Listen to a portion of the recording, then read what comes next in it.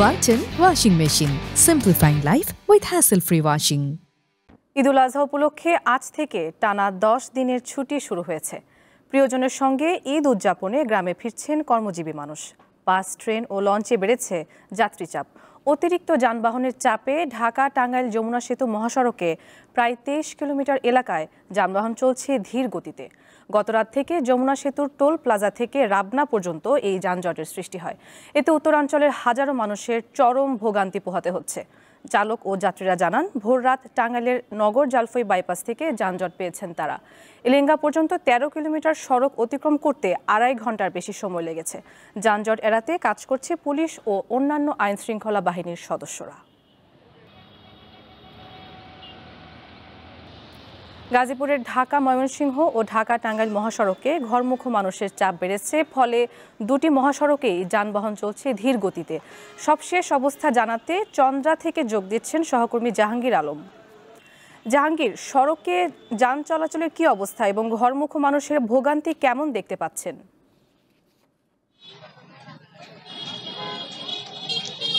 জি নুসহাত, আমরা সকাল থেকে কিন্তু ঢাকা টাঙ্গাইল মহাসড়কের চন্দ্রাত্রী মোড়ে রয়েছে এবং চন্দ্রাত্রী মোড় থেকে এই মুহূর্তে আমি প্রায় আধা কিলোমিটার দূরে রয়েছি।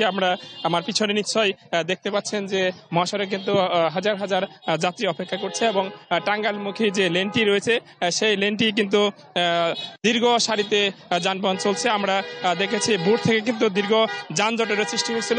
সকাল থেকে বিভিন্ন স্থান থেকে আসলে দ্বিমুখী করে দেওয়া, অর্থাৎ টাঙ্গাইলের দিকে 4টি লেন রয়েছে, সেই লেন দিয়ে গাড়ি সবগুলো লেন টাঙ্গাইলমুখী করে দেওয়ার কারণে কিছুটা চাপ কমেছে। কিন্তু এখন পর্যন্ত কিন্তু দীর্ঘ সারি রয়েছে জয়দেবপুরের দিকে এবং চন্দ্রা থেকে নবীনগরের দিকে যে রুট রয়েছে, দুই রুটে কিন্তু দীর্ঘ সারিতে যানবাহন চলাচল করছে। এবং আমরা জানতে পেরেছি কিছুক্ষণের মধ্যে পুলিশ মহাপরিদর্শক আসবেন এখানে যানজট পরিস্থিতি পরিদর্শনে, এবং যাতে পুলিশ আমাদের আরো জানিয়েছেন যে এবছর কিন্তু স্বস্তিতেই মানুষ যাতায়াত করতে পারছে। এবং বিকেলে আসলে আজকে সকল পোশাক কারখানা ছুটি হওয়ার পরে আরো যাত্রী বাড়বে। এবং একটি অভিযোগ কিন্তু বরাবরের মতোই রয়েছে যে অতিরিক্ত ভাড়া আদায় করা হচ্ছে। আমাদের বেশ কিছু যাত্রীর সাথে কথা হয়েছে, তারা জানিয়েছেন যে যেখানে 30 টাকার ভাড়া সেখানে কিন্তু নেওয়া হচ্ছে 50 থেকে 100 টাকা বা 200 থেকে 300 টাকা। অতিরিক্ত বাড়ার বিষয়ে পুলিশ আমাদের সাথে কথা বলেছে, তারা জানিয়েছেন যে যদি কেউ অভিযোগ করে তাৎক্ষণিকভাবে ব্যবস্থা নেওয়া হবে। নুসহাত, ধন্যবাদ আপনাকে।